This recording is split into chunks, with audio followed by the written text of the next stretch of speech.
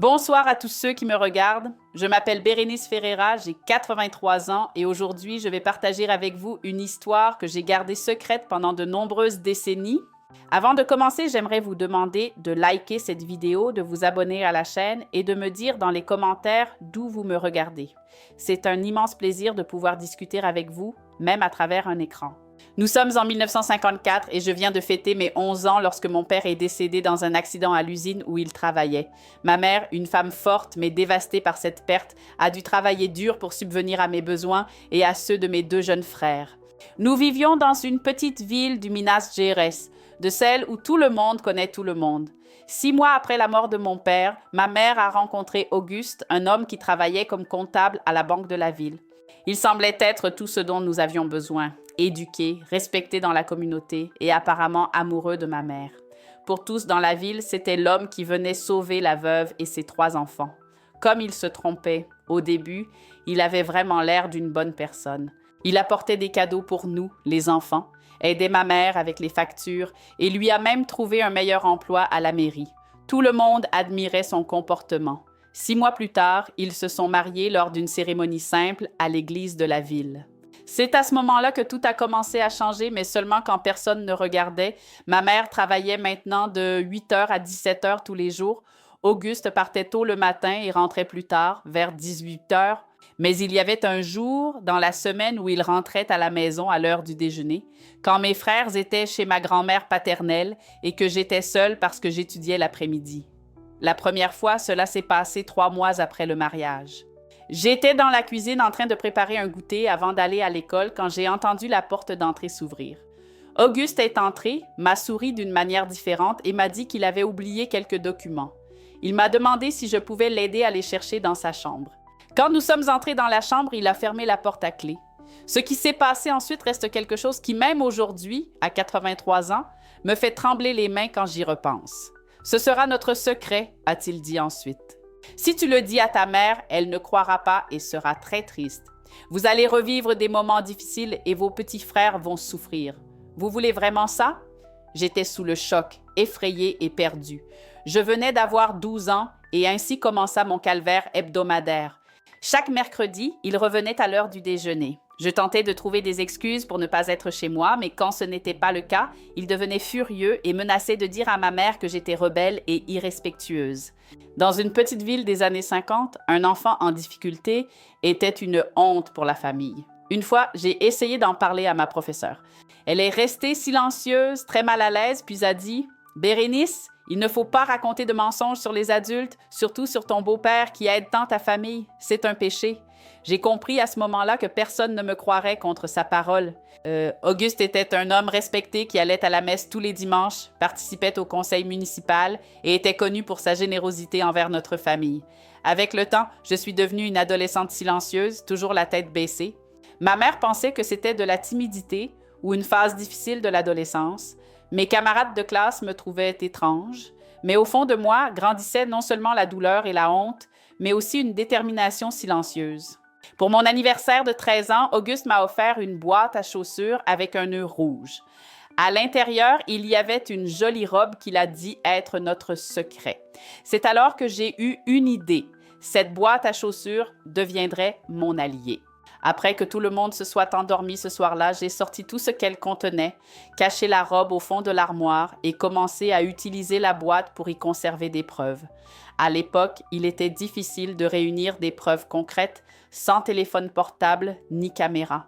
Mais j'ai appris à être astucieuse. Je gardais des mouchoirs avec des traces de rouge à lèvres qu'il oubliait dans ses poches et je les récupérais en lavant ses vêtements. Je notais les dates, les heures et ce qu'il disait sur de petits bouts de papier. Une fois, quand il a déchiré ma blouse et que j'ai dû la recoudre avant que ma mère ne la voie, j'ai conservé un petit bout avec des taches. Pendant 5 longues années, cette boîte s'est remplie. Je la gardais cachée en dessous d'une planche lâche du plancher de ma chambre. En grandissant, j'ai appris à me protéger à ma manière. J'ai inventé un emploi du temps d'études à la bibliothèque qui coïncidait avec les mercredis. Quand je ne pouvais pas éviter de rester à la maison, je cachais des couteaux de cuisine à des endroits stratégiques, juste pour me sentir un peu plus en sécurité. Chaque année, à mon anniversaire, je regardais cette boîte en pensant « ce n'est pas encore le moment ». Auguste continuait d'être un citoyen exemplaire aux yeux de tous. Ma mère, bien que fatiguée par le dur labeur, semblait contente de la stabilité que nous avions. Mes frères l'admiraient et je portais seul le poids de ce terrible secret qui détruisait mon enfance et mon adolescence jour après jour. La veille de mes 18 ans, tandis que tout le monde dormait, j'ai ouvert cette boîte et revisité chaque preuve que j'avais gardée pendant 5 ans. Le lendemain, ma mère a insisté pour organiser une petite fête pour célébrer ma majorité. Elle avait invité des oncles, quelques voisins proches et même la professeure qui ne m'avait pas cru des années auparavant. Pour tout le monde, ce serait juste une fête d'anniversaire en famille. Pour moi, ce serait le jour où je briserais enfin le silence. Le matin de mon 18e anniversaire, je me suis réveillée avant le lever du soleil. J'ai passé quelques minutes à fixer le plafond de ma chambre, sentant le poids de la boîte cachée sous le plancher. Ce serait le jour. Il n'y avait plus de retour possible. La nuit précédente avait été difficile. Auguste m'avait coincé dans la buanderie pendant que je pliais le linge et avait murmuré qu'il avait un cadeau spécial pour mon anniversaire. J'avais réussi à m'échapper en disant que ma mère m'appelait, mais son regard m'avait suivi jusqu'à ce que je quitte la pièce. Ce serait le dernier regard de ce genre, je me le promettais. Avec précaution, j'ai soulevé la planche lâche et retiré la boîte à chaussures. Pendant 5 ans, ce petit contenant avait gardé non seulement des preuves, mais aussi ma santé mentale. Chaque objet à l'intérieur représentait un fragment de ma douleur transformée en force, en détermination. J'ai mis la boîte sous le lit et j'ai commencé à me préparer. « Bérénice, viens prendre ton petit déjeuner, ma fille. Aujourd'hui, c'est ta journée spéciale. » La voix de ma mère a retenti dans le couloir. J'ai respiré profondément, me suis regardée dans le petit miroir de la coiffeuse et ai tenté un sourire. Pendant 5 ans, je suis devenue une excellente comédienne. Dans la cuisine, ma mère avait préparé un gâteau simple. Mes frères Paul et Robert, âgés respectivement de 14 et 12 ans, étaient assis, excités, à la table. Auguste était là aussi avec ce sourire que tout le monde trouvait gentil, mais qui, pour moi, cachait des monstres.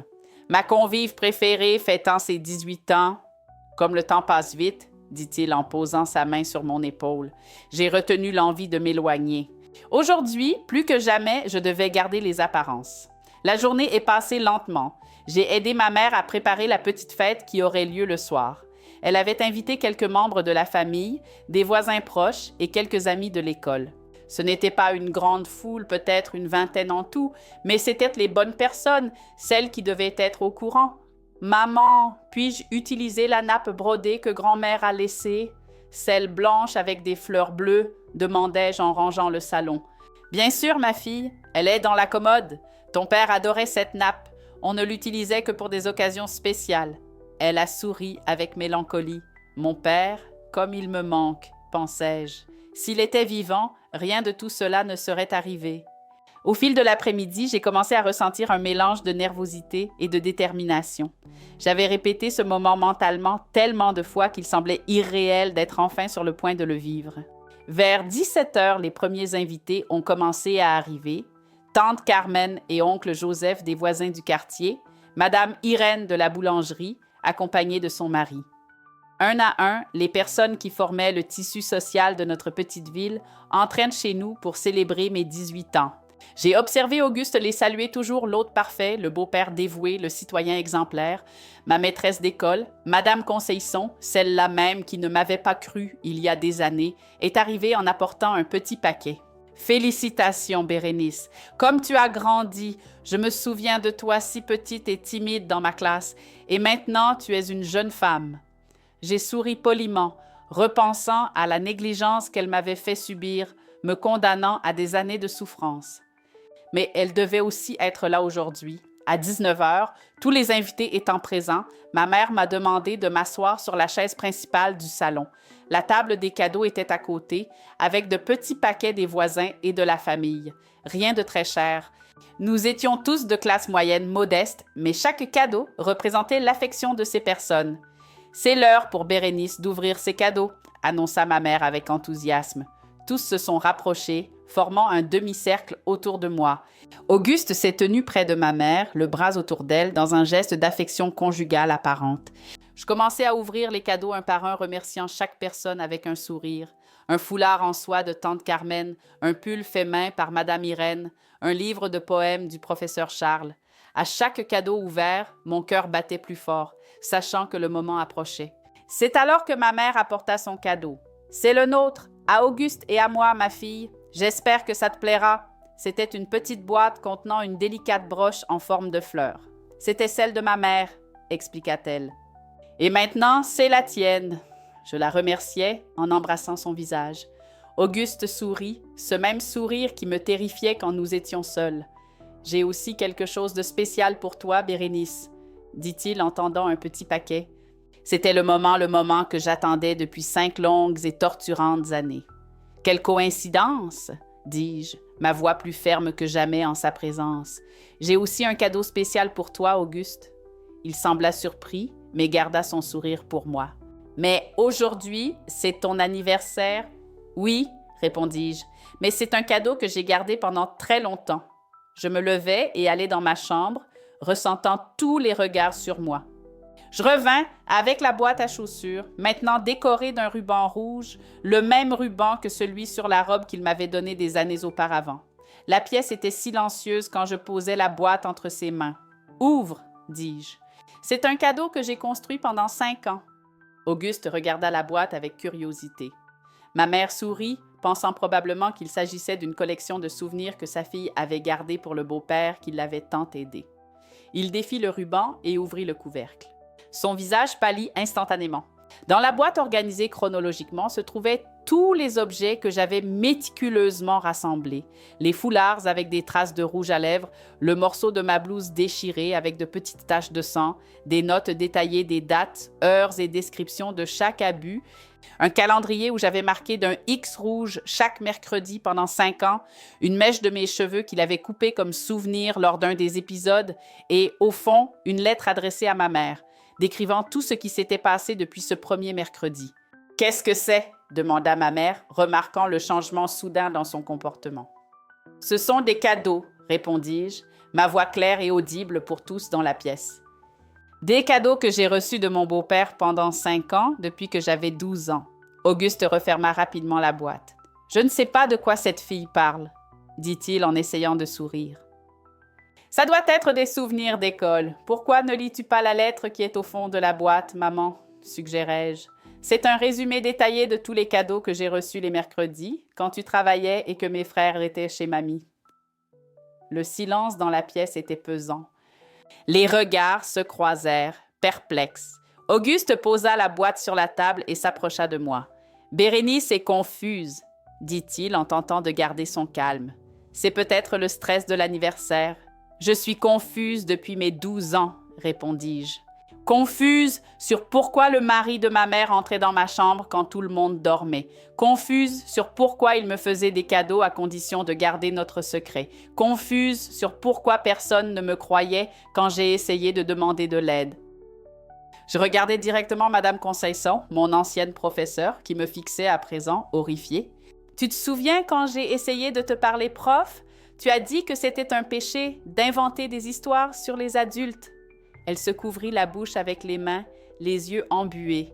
Ma mère, pâle, prit la boîte des mains d'Auguste et commença à en examiner le contenu. Son visage changeait à chaque objet qu'elle découvrait.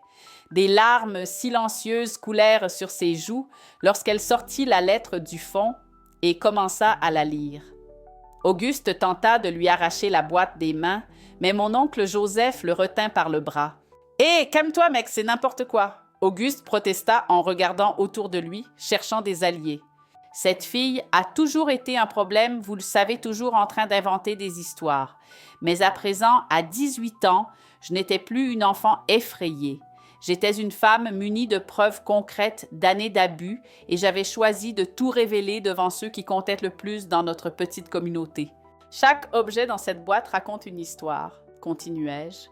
Une histoire que j'ai gardée secrète par peur, par honte, et parce que personne n'aurait cru la parole d'une enfant contre celle d'un homme si respecté. » Tandis que ma mère pleurait en lisant la lettre, d'autres femmes dans la pièce vinrent vers elle. Tante Carmen la prit dans ses bras. Madame Irène récupéra la boîte et commença à montrer les objets aux autres présents. Le murmure d'indignation montait de plus en plus fort. « Sortez de chez moi !» cria Auguste, essayant de reprendre le contrôle de la situation. « C'est une affaire de famille? » « Non, » répondis-je, me surprenant moi-même par ma fermeté. C'est une question de justice. Et aujourd'hui, pour mes 18 ans, mon cadeau à moi-même est la liberté, et mon cadeau pour toi, Auguste, est la honte publique que tu mérites. Le chaos qui a suivi dans cette pièce est quelque chose que je n'oublierai jamais. L'expression d'Auguste changeait chaque seconde, passant du choc à la colère, de la colère à la peur, et enfin à une sorte de désespoir que je n'avais vu que chez des personnes acculées. Ses yeux parcourèrent la pièce sans doute à la recherche d'une sortie, d'une explication, de quoi que ce soit qui pourrait le sauver à ce moment-là. Ma mère s'est effondrée sur le canapé, soutenue par tante Carmen et madame Irène. La lettre tremblait dans ses mains, tandis qu'elle essayait de comprendre le cauchemar qui s'était déroulé sous son propre toit pendant tant d'années. Les larmes coulaient sans cesse sur son visage, mais ses yeux, eux, commençaient lentement à se transformer, passant de la tristesse absolue à quelque chose que j'avais rarement vu en elle, de la fureur. « Comment as-tu pu » dit-elle enfin, levant les yeux vers Auguste. Ce n'était pas un cri, c'était quelque chose de pire, une question chargée de douleur, de trahison, presque un murmure qui a tranché le silence de la pièce comme une lame. « Hélène, ne l'écoute pas. » Auguste tenta de s'approcher de ma mère, mais 3 hommes l'en empêchèrent. Mon oncle Joseph, le mari de madame Irène et le professeur Charles. C'est une invention. Vous connaissez cette fille? Elle a toujours été problématique depuis la mort de son père, toujours en train d'inventer des histoires. Je restais debout, sentant mon corps trembler, mais ma voix resta ferme. Ce moment avait été répété dans mon esprit des centaines de fois durant toutes ces années d'abus. « Je ne fuirai plus », dis-je, le regardant droit dans les yeux. « Chaque marque dans cette boîte raconte une histoire vraie. Mercredi 17 mai 1956. Tu as déchiré ma blouse bleue quand j'ai essayé de te repousser. J'ai dû la recoudre précipitamment et cacher le morceau déchiré. Il est ici. » Je pointais du doigt le petit morceau de tissu bleu taché. 13 novembre 1957. Tu as oublié ce mouchoir avec du rouge à lèvres dans la poche de ta chemise après avoir rencontré une femme. Je l'ai pris en lavant tes vêtements. Ça est si, vous ne l'avez pas remarqué parce que vous étiez ivre ce soir-là. À chaque preuve que je présentais, de plus en plus de gens s'éloignaient de lui, formant un cercle d'isolement autour de lui. L'image du citoyen exemplaire, du beau-père dévoué, s'effondrait peu à peu. « Sortez de ma maison !» cria-t-il de nouveau, le visage rougi par la colère. « Ce n'est pas votre maison », répliqua ma mère en se levant avec difficulté, mais avec une nouvelle dignité dans sa posture. Cette maison appartenait à mon mari, le père de Bérénice. C'est alors que tout empira pour Auguste. Ma cousine Louise, silencieuse dans un coin de la pièce, fit un pas en avant. Elle avait 20 ans à l'époque, venait de se marier et venait rarement chez nous. « Moi aussi », dit-elle d'une voix presque inaudible. « Il a aussi essayé quelque chose avec moi lorsque je suis venue passer l'été ici en 1956. J'avais 14 ans. Je n'en ai jamais parlé à personne parce qu'il m'avait dit que personne ne me croirait. » Un silence lourd s'installa, brisé seulement par des murmures d'horreur. Auguste regarda Louise comme s'il avait vu un fantôme. Je compris alors que nous n'étions probablement pas les seules victimes. Combien d'autres filles avaient-elles subi la même chose dans le silence que la honte et la peur imposaient? « Mensonge !» s'écria-t-il à l'adresse de Louise, mais sa voix avait perdu toute vigueur. Il était acculé, non seulement par les preuves tangibles, mais aussi par des témoignages qui surgissaient de manière inattendue. Mon oncle Joseph, père de Louise, s'avança dangereusement vers Auguste, retenu seulement par l'intervention du professeur Charles. « Appelons la police », dit ce dernier. « Toujours le plus raisonnable de nous tous. »« Non », répondit ma mère avec un froid qu'on ne lui connaissait pas. « D'abord, je veux que tout le monde sache. Je veux que chaque habitant de cette ville comprenne qui est cet homme qui faisait semblant d'être un bon beau-père, un mari exemplaire, un citoyen respectable. » Auguste comprit ce qui allait se passer. Dans une petite ville des années 1950, la réputation était tout. Un homme sans réputation perdait son emploi, ses amis, sa position sociale. Il regarda autour de lui désespéré et ses yeux croisèrent les miens. Pour la première fois depuis des années, c'était lui qui avait peur, pas moi. « Vous ne pouvez rien prouver, tenta-t-il une dernière fois. Ce ne sont que des paroles de fille confuses contre la parole d'un homme adulte. » C'est alors que mon grand-père paternel, resté silencieux dans un coin de la pièce, ajouta quelque chose que je n'attendais pas. « J'ai des preuves, Auguste. Je t'ai toujours suspecté. L'année dernière, quand Bérénice a commencé à venir chez moi les mercredis pour étudier, comme elle le disait, j'ai remarqué son comportement. Elle tremblait dès qu'elle entendait sa voiture passer dans la rue. Un jour, tu es venu la chercher et tu as vu la peur dans ses yeux. Mon grand-père a sorti de sa poche un petit carnet. J'ai commencé à noter des dates, des comportements étranges. J'ai failli aller à la police 2 fois, mais sans preuve concrète. Qui croirait un vieil homme? Maintenant, avec ce que Bérénice a gardé, nous avons plus que suffisant. Je ne savais pas cela. Je ne savais pas que mon grand-père avait lui aussi rassemblé des preuves, en silence, inquiet pour sa petite fille. Des larmes me sont montées aux yeux, non pas de douleur cette fois, mais d'un soulagement que je n'avais jamais ressenti auparavant. Je n'étais pas seule, je n'avais jamais été complètement seule. Madame Concession, l'enseignante qui ne m'avait pas cru il y a des années, s'est approchée en pleurs. « Bérénice, pardonne-moi, j'aurais dû t'écouter, j'aurais dû enquêter. »« Tu n'y es pour rien, madame, » ai-je répondu. Même si une part de moi savait qu'elle avait sa part de responsabilité, il était important à ce moment-là de rassembler tout le monde contre le vrai coupable. Auguste a essayé de sortir par la porte d'entrée, mais il a été retenu par le mari de Madame Irène. « Tu resteras ici jusqu'à l'arrivée de la police, l'a-t-il dit. Et après l'arrivée de la police, a ajouté ma mère, je veux que tu sortes de cette maison pour toujours. » Le temps semblait s'étirer pendant que nous attendions la police. Quelqu'un avait appelé le commissariat depuis la maison voisine. Entre-temps, d'autres personnes sont arrivées. Des voisins curieux à cause du bruit, des amis qui passèrent dans la rue. La nouvelle s'est répandue rapidement comme cela arrive souvent dans les petites villes. Quand enfin 2 policiers sont arrivés, ils ont trouvé Auguste assis sur une chaise, isolé de tous, sous la surveillance de mon oncle et d'autres hommes. Le sergent Mendez, qui connaissait notre famille depuis des années, a demandé à comprendre ce qui se passait. Ma mère, retrouvant un peu de contenance, a commencé à expliquer. Elle a montré la boîte, la lettre et m'a demandé de raconter ce qui s'était passé. Louise a aussi témoigné. Mon grand-père a présenté ses notes. Le sergent a écouté tout cela avec une expression grave. Dans les années 1950, les cas d'abus sur mineurs arrivaient rarement aux autorités. Il y avait un silence social autour de ces sujets, une tendance à régler cela en famille ou simplement à ignorer. Mais la quantité de preuves et le nombre de témoins rendaient impossible de faire l'autruche. « Emmenons M. Auguste au poste », a-t-il finalement dit. « Les jeunes femmes devront déposer formellement demain. » Lorsqu'ils l'ont conduit menotté à travers la salle remplie d'invités pour mon 18e anniversaire, Auguste avait la tête basse.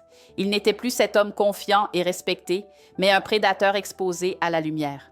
Les gens ont commencé à se disperser après cela. Tante Carmen a insisté pour rester et aider ma mère, qui alternait entre crises de larmes et moments de colère silencieuse. Mes frères, confus et effrayés, ont été emmenés par mon grand-père pour passer la nuit chez lui. Je suis restée dans la salle vide, désormais en désordre, avec les restes de la petite célébration qui s'était transformée en quelque chose de si différent de ce qui était prévu. Les cadeaux étaient encore empilés sur la table et le gâteau presque intact.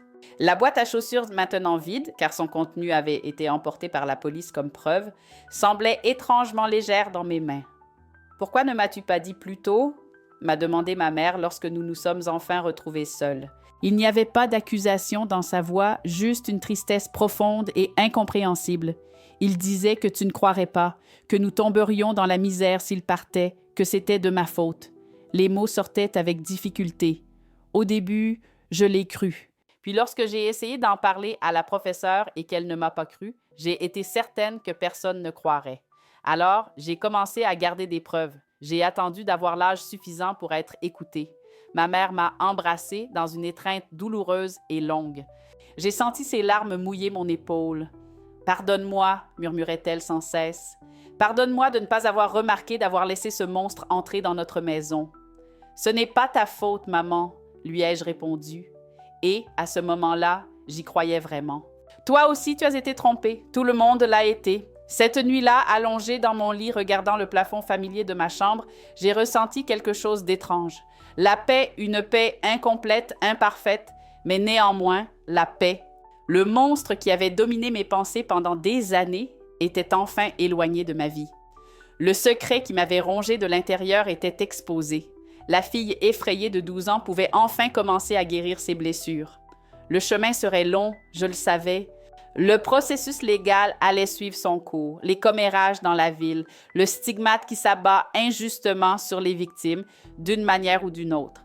Ma mère devait surmonter cette trahison. Mes frères devaient comprendre ce qui s'était passé. Notre famille devait se reconstruire. Mais pour la première fois depuis des années, j'ai dormi sans peur, sans avoir à vérifier si la porte était bien verrouillée, sans la terreur d'entendre des pas dans le couloir pendant la nuit. Dans cette boîte à chaussures, je n'avais pas seulement conservé des preuves contre Auguste. J'avais aussi gardé ma chance de revivre. Les jours qui ont suivi la révélation ont été un tourbillon. Le matin même de mon anniversaire, notre petite ville était déjà en émoi à cause de la nouvelle. Auguste Mendes, le comptable respectable de la banque, le beau-père modèle, avait été arrêté pour avoir abusé de sa belle-fille pendant des années.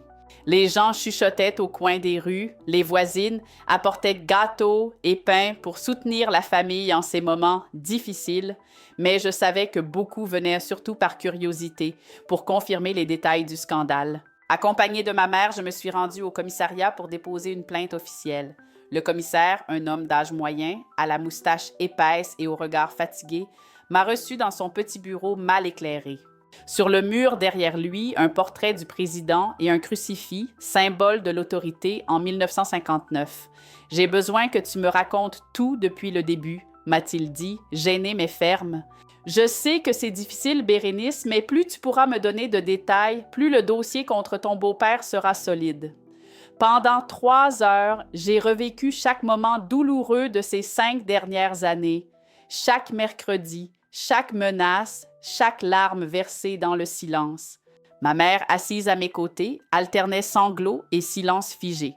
Je savais que chaque mot que je prononçais était une lame qui traversait son cœur, dévoilant l'horreur qui avait eu lieu pendant qu'elle travaillait pour nous soutenir, faisant confiance à cet homme pour s'occuper des enfants.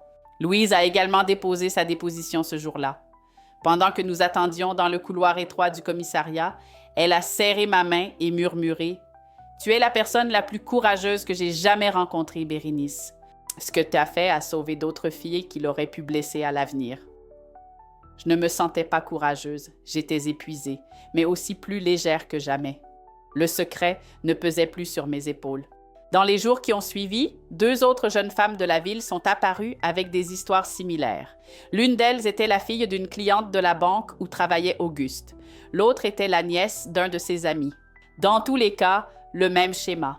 Des filles vulnérables, sans père présent, la même tactique de menace et de silence. L'affaire a pris une ampleur plus grande que ce que j'imaginais. Un journal de la capitale de l'État a publié un petit article sur le respectable comptable accusé de crimes contre des mineurs dans une ville reculée. La banque où il travaillait l'a immédiatement licencié. Le prêtre de la paroisse a prêché sur des loups déguisés en agneaux sans citer de nom, mais tout le monde savait à qui il faisait allusion. Il y avait aussi ceux qui ne croyaient pas des gens disant que j'inventais des histoires pour attirer l'attention ou que j'avais séduit le pauvre homme et que je me vengeais maintenant d'avoir été rejetée. Ces propos me blessaient, me faisaient douter parfois si j'avais fait ce qu'il fallait. Mais alors, je pensais à la boîte à chaussures, aux témoignages des autres filles venues raconter leurs histoires, et je savais que j'avais pris la seule voie possible. L'affaire a été jugée 3 mois plus tard.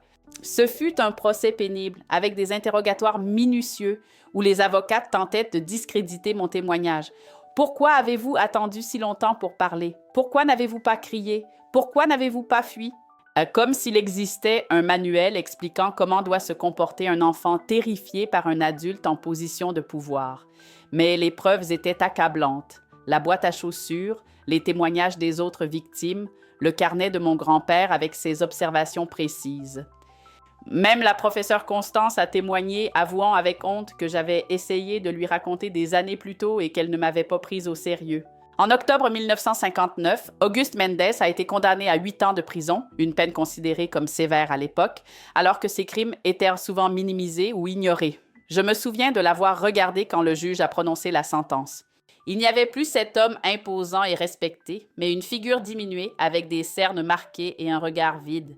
Je ne ressentais ni joie ni vengeance à ce moment-là.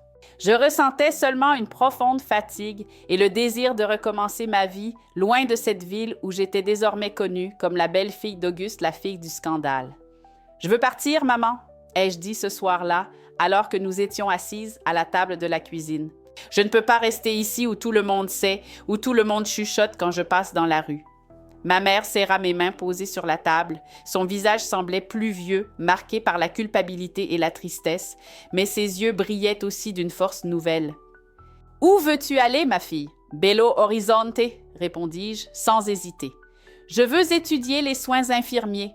Je veux prendre soin des gens, aider ceux qui souffrent. » C'était un rêve que j'avais gardé secret pendant des années, étouffé par le poids des abus et du silence imposé. Maintenant, enfin libre, je pouvais envisager un avenir. 2 semaines plus tard, j'étais dans un bus chaotique avec une petite valise contenant tout ce que je possédais en direction de la capitale. Ma tante Eunice, la sœur de ma mère, avait accepté de m'accueillir pendant mes études. Ma mère voulait venir aussi emmener mes frères, recommencer avec nous, mais je savais qu'elle n'en avait pas les moyens à ce moment-là. « Je vais t'envoyer de l'argent dès que je trouverai un travail », promis-je le jour de mon départ. « Je t'aiderai à ramener Paul et Robert. Nous serons une famille à nouveau, mais loin d'ici. » Et ainsi commença ma nouvelle vie. Les premiers mois furent difficiles. La grande ville m'effrayait avec son bruit constant, ses foules anonymes, son rythme effréné. La maison de tante Eunice était petite et je dormais sur un canapé dans le salon. J'ai réussi à trouver un emploi à temps partiel comme vendeuse dans une pharmacie, tout en suivant le soir un cours préparatoire pour l'école d'infirmière. Mais il y avait une liberté dans cet anonymat que je n'avais jamais connu. Personne ne me connaissait comme la fille du scandale. Personne ne murmurait en passant. J'étais juste une jeune provinciale qui essayait de construire une vie dans la capitale. En 1961, j'ai été admise à l'école d'infirmière. Le cursus était rigoureux, demandant de longues heures d'études et de pratique. Mes journées se partageaient entre les cours, les stages à l'hôpital et le travail à la pharmacie. Je dormais peu, économisais chaque centime et envoyais ce que je pouvais à ma mère. Mais pour la première fois de ma vie, je sentais que je construisais quelque chose qui m'appartenait, quelque chose que personne ne pourrait m'enlever. C'est pendant un stage au service de pédiatrie que j'ai rencontré Édouard, un jeune médecin fraîchement diplômé. Il avait remarqué ma façon particulière de m'occuper des enfants traumatisés, comment je parvenais à les apaiser quand personne d'autre n'y arrivait. Un jour, après une garde particulièrement difficile, il m'a invité à prendre un café. « Tu as un don ?» dit-il en regardant mon visage au-dessus de la tasse de café. « Les enfants te font confiance comme s'ils savaient que tu comprends leur peur. » J'hésitais un instant, puis décidai d'être honnête. « Je comprends, j'ai aussi eu très peur. » Au cours des semaines suivantes, nous nous sommes rencontrés plusieurs fois. Il était gentil, respectueux, jamais intrusif. Pourtant, je gardais mes distances. La peur de faire confiance à quelqu'un, surtout à un homme, pesait comme une ombre constante sur moi. « Tu n'as pas besoin de me raconter ce que tu ne veux pas, » dit-il un soir, alors que nous marchions dans le parc après le dîner. « Mais je veux que tu saches que je ne suis pas pressée. Nous pouvons avancer aussi lentement que tu le souhaites. » Ce fut la première fois que je pleurais devant lui. Ce n'étaient pas des larmes de douleur ou de peur, mais de soulagement d'avoir trouvé quelqu'un qui n'exigeait rien au-delà de ce que je pouvais donner. En 1962, j'appris que ma mère et mes frères allaient enfin déménager à Belo Horizonte. Avec l'argent que j'avais envoyé et ce qu'elle avait pu économiser en travaillant comme couturière, ils achetèrent une petite maison en périphérie. Mon frère Paul, alors âgé de 18 ans, trouva un emploi dans un garage. Robert, à 16 ans, poursuivit ses études. Notre famille se reconstruisait peu à peu. « Tu nous as sauvés, Bérénice ?» demanda ma mère le jour où je les aidais à s'installer dans leur nouveau logement, non seulement parce que j'avais dénoncé ce monstre, mais aussi parce que je n'avais pas abandonné, alors que j'aurais pu continuer seule. La même année, je devins infirmière et fus engagée par l'hôpital où j'avais fait mon stage. Édouard et moi avons commencé à sortir officiellement sous les encouragements enthousiastes de ma mère, qui voyait en lui le gendre idéal. Il fut patient avec mes peurs, respecta mes limites et ne me mit jamais la pression. Lorsque je lui racontais toute mon histoire, une nuit étoilée au bord d'un lac, il prit simplement ma main et dit « Merci de me faire suffisamment confiance pour partager cela. » Nous nous mariâmes en 1964 lors d'une cérémonie simple avec peu d'invités. Nous n'invitions personne de ma ville natale à part mon grand-père déjà âgé, mais fier de voir la petite fille qu'il avait contribué à sauver, construire sa propre vie. Édouard et moi avons bâti une vie ensemble, fondée sur le respect et la compréhension mutuelle. Nous avons eu 2 enfants, Marine et Charles, que nous avons élevés avec amour et protection, sans jamais étouffer leur indépendance. Je leur ai toujours appris que leur corps leur appartenait uniquement, que personne n'avait le droit de les toucher sans leur consentement et que les secrets douloureux ne devaient pas être gardés. Pendant que je soignais des enfants à l'hôpital, je repérais souvent des signes que d'autres ne remarquaient pas, les regards fuyants, la peur excessive des adultes, les dessins évocateurs. À une époque où peu de gens parlaient ouvertement des abus sexuels sur les enfants, je suis devenue une voix au sein du système de santé, insistant pour que médecins et infirmières soient formés à reconnaître ces signes. Et cette boîte à chaussures qui a été la clé de ma libération après le procès m'a été restituée sans son contenu. Pendant des années, je l'ai gardée comme un rappel du pouvoir de la vérité, même quand elle mettait du temps à se révéler. Lorsque notre fille Marine a eu 18 ans, je lui ai raconté mon histoire complète et lui ai donné la boîte vide. « Pour que tu gardes tes propres vérités, lui ai-je dit, et pour que tu saches que, quoi qu'il arrive, ta voix mérite d'être entendue. » Aujourd'hui, en repensant à tout cela à 83 ans, entourée de mes petits-enfants, je réalise que cette petite fille de 12 ans, effrayée, n'aurait jamais imaginé la vie épanouie qu'elle aurait. La douleur a complètement disparu. Les cicatrices profondes ne s'effacent jamais totalement, mais j'ai appris que nous pouvons construire quelque chose de beau et de significatif, même après les pires tempêtes. C'est pourquoi je raconte cette histoire aujourd'hui, pour que d'autres personnes traversant des situations similaires sachent qu'elles ne sont pas seules, que garder des preuves, chercher des alliés et, finalement, briser le silence peut être le premier pas vers la libération. Le chemin sera difficile, mais de l'autre côté, il y a la possibilité de guérison, de reconstruction, d'une vie qui vaut la peine d'être vécue. En 1975, alors que j'étais déjà installée à Belo Horizonte avec ma famille, j'ai reçu une lettre inattendue. L'enveloppe jaunie portait le cachet de ma ville natale, cet endroit que j'avais quitté depuis si longtemps. Mes mains tremblaient légèrement en ouvrant l'enveloppe. C'était de Madame Irène, l'ancienne voisine qui avait été présente cette nuit fatidique de mes 18 ans.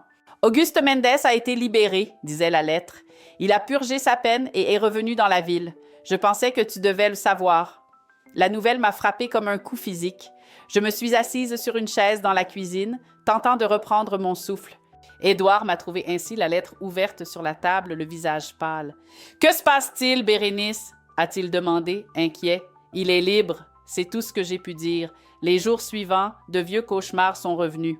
Je me réveillais en pleine nuit, en sueur, avec la sensation qu'il y avait quelqu'un dans la chambre. Édouard, toujours compréhensif, me tenait simplement dans ses bras, en silence, jusqu'à ce que je me calme. « Il ne peut plus te faire de mal, » murmurait-il. « Tu as construit une vie loin de lui. Il n'a plus aucun pouvoir sur toi. » Rationnellement, je le savais. J'avais 34 ans, j'étais une infirmière respectée, épouse et mère de 2 enfants. Je vivais à des centaines de kilomètres de ma ville natale. Auguste ne saurait probablement même pas où me trouver, mais la peur, ce vieux compagnon, était revenu, s'installant dans les recoins de mon esprit. C'est ma mère qui m'a étonnée par sa force. Quand je lui ai parlé de la lettre, je m'attendais à la voir aussi bouleversée que moi. Au lieu de cela, elle a relevé le menton avec détermination. « Allons lui rendre visite », a-t-elle dit. « Quoi ?» L'idée m'a semblé absurde, terrifiante. Pas pour parler ou pardonner, a-t-elle expliqué. Juste pour que tu puisses le voir maintenant, non pas comme la fille effrayée que tu étais, mais comme la femme que tu es devenue, pour qu'il voie qu'il n'a pas réussi à te briser. Au début, j'ai catégoriquement refusé. Pourquoi revivre cet enfer? Pourquoi risquer ma stabilité durement acquise? Mais peu à peu, l'idée a commencé à faire sens. Peut-être avais-je besoin de ce dénouement final. Peut-être devais-je affronter mon bourreau non plus en victime, mais en survivante. Un week-end de juillet, Édouard, ma mère et moi avons pris le bus pour ma ville natale. Nous avons laissé les enfants chez mon frère Paul. C'est quelque chose que je dois faire, ai-je expliqué à Marine, alors âgée de 10 ans, lorsqu'elle m'a demandé pourquoi nous allions visiter cette ville dont je parlais si rarement. Le voyage s'est déroulé dans le silence, chacun perdu dans ses propres pensées. Lorsque le bus a emprunté le chemin de terre menant à la ville, j'ai senti un nœud se former dans mon estomac. Tant de souvenirs me revenaient de ces rues, de ces maisons, quelques-uns heureux, beaucoup douloureux. Nous avons séjourné chez Madame Irène, maintenant une dame aux cheveux blancs. Son mari était décédé des années auparavant, mais elle gardait la même chaleureuse hospitalité. La ville avait peu changé, peut-être quelques nouvelles maisons, une place rénovée, mais l'essence restait la même. Il vit seul maintenant. Madame Irène nous l'a dit en servant le café, dans une petite maison isolée près de la rivière.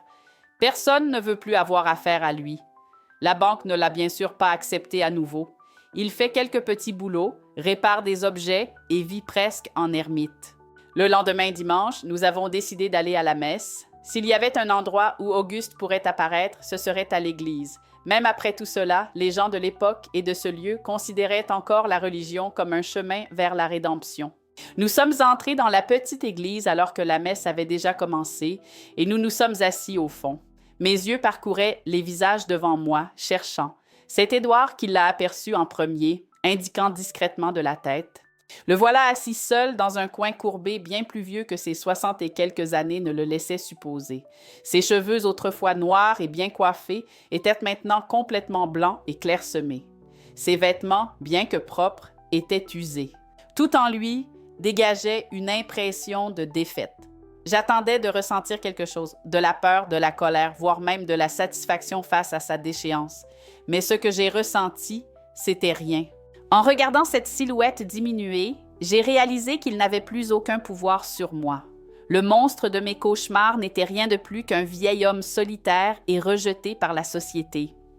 À la fin de la messe, alors que les gens se levaient pour sortir, nos regards se sont croisés. J'ai vu la reconnaissance dans ses yeux, suivie de quelque chose qui ressemblait à de la honte. Il a rapidement détourné le regard et est sorti précipitamment par la porte latérale. « Tu veux aller le suivre ?» a demandé Édouard en tenant ma main. « Non », ai-je répondu, surprise par ma propre sérénité. « Je n'ai rien à lui dire. » Cet après-midi-là, nous avons visité le cimetière où mon père était enterré. J'ai apporté des fleurs et pour la première fois depuis de nombreuses années, j'ai réussi à penser à lui sans associer sa perte à ce qui a suivi. Je ne me souvenais que de l'homme gentil qui me portait sur ses épaules quand j'étais petite, qui me racontait des histoires avant de dormir.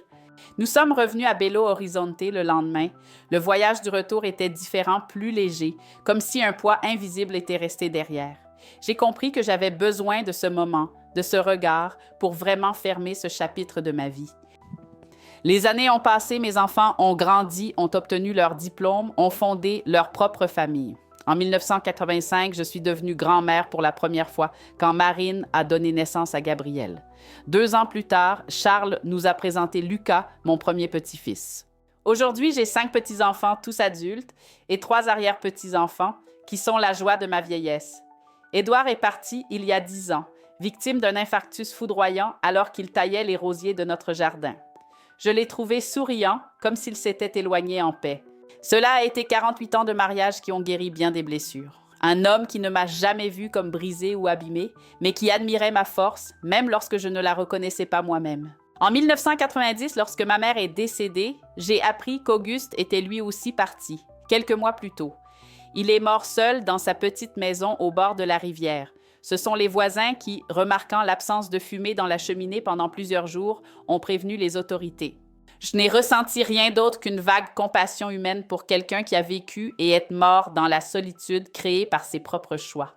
Au fil des années, mon travail d'infirmière m'a mise en contact avec de nombreux enfants et adolescents victimes d'abus.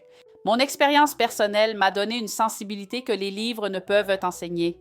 Dans les années 1980, lorsque ces sujets ont commencé à être abordés plus ouvertement, j'ai participé à l'élaboration d'un protocole de prise en charge pour ces victimes dans l'hôpital où je travaillais. Comment fais-tu pour gérer ça tous les jours sans t'effondrer? Une collègue plus jeune m'a demandé un jour, après que nous ayons pris en charge une fille de 14 ans présentant des signes évidents d'abus prolongés, parce que je sais que chaque enfant que nous aidons à identifier et à protéger est une victoire, lui ai-je répondu. Parce que j'ai connu les deux côtés, le silence qui détruit et la parole qui libère. En 1995, à 54 ans, j'ai été invitée à donner une conférence lors d'un colloque sur la protection de l'enfant et de l'adolescent. J'ai parlé devant un public de professionnels de santé, d'assistants sociaux et d'éducateurs. C'était la première fois que je racontais publiquement toute mon histoire sans rien cacher, sans masquer la douleur. Ce qui m'a sauvée, ce n'était pas seulement le courage de parler un jour, c'était la décision de documenter, de conserver des preuves, même quand personne ne croyait en moi. C'était transformer ma douleur en preuve tangible qu'on ne pouvait nier. Cette conférence a entraîné d'autres invitations. Rapidement, je voyageais à travers le pays, intervenant dans des écoles, des hôpitaux et des commissariats spécialisés. Ce n'était pas facile de revivre cette histoire encore et encore, mais à chaque fois que je voyais naître la compréhension sur le visage d'un enseignant ou l'engagement dans le regard d'un policier, je savais que ça en valait la peine. En 2000, j'ai participé à la création d'une ONG dédiée à la lutte contre les abus envers les enfants. Boîte à chaussures est le nom que nous avons choisi en hommage à cet objet simple qui a changé ma vie. L'organisation offre un refuge temporaire pour les enfants en danger, un soutien psychologique aux victimes et à leurs familles, ainsi que des formations pour les professionnels travaillant avec les enfants. Aujourd'hui, en repensant à tout cela, je réalise comment la décision d'une fille de 12 ans de garder des preuves dans une boîte à chaussures, suivie du courage de la jeune femme de 18 ans de tout révéler, a défini non seulement mon parcours, mais aussi celui de tant d'autres au fil des années.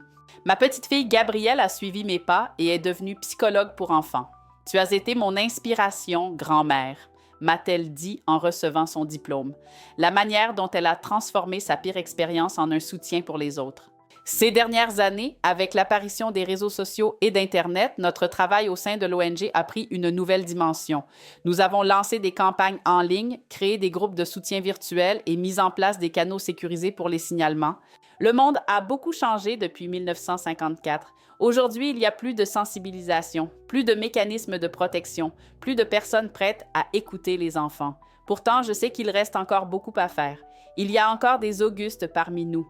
Il y a encore des enfants silencieux par peur. Il y a encore des adultes qui préfèrent ignorer les signes. C'est pourquoi je continue à raconter mon histoire, même à 83 ans, même quand ma voix tremble et que mes mains sont un peu hésitantes. Quand je vois mes arrière-petits-enfants jouer dans le jardin de la maison que je partage avec Marine et sa famille, je ressens une profonde gratitude. Gratitude d'avoir survécu, d'avoir trouvé la force pour briser le cycle, d'avoir construit une famille où l'amour ne s'accompagne pas de souffrance, où les secrets sont doux et non toxiques. Cette boîte à chaussures, qui a longtemps conservé ma douleur, est devenue le symbole de quelque chose de bien plus grand. La preuve que même dans les ténèbres les plus profondes, nous pouvons trouver un chemin vers la lumière. Ce n'est pas un chemin facile, ce n'est pas un chemin sans cicatrices, mais c'est un chemin possible. Et si vous qui me regardez maintenant, ressentez cette douleur, si vous portez un secret trop lourd pour vos épaules, sachez que vous n'êtes pas seul. Sachez que votre voix compte, que votre histoire mérite d'être entendue, qu'il y a des personnes prêtes à croire en vous. Le premier pas est le plus difficile, mais derrière lui se trouve la guérison, la paix et la vie que vous méritez de vivre pleinement. Voilà la leçon que j'ai apprise au fil de mon long parcours. Nous sommes plus forts que nous ne le pensons, plus résilients que ce que l'on veut bien nous faire croire. Et nos histoires, même les plus douloureuses, peuvent devenir des sources de lumière pour éclairer le chemin des autres. Je m'appelle Bérénice Ferreira et voici l'histoire de ma boîte à chaussures. Mes chers, si vous avez aimé cette vidéo, n'oubliez pas de liker, de commenter et de vous abonner à la chaîne. Un bisou de votre grand-mère Bérénice. À bientôt. M.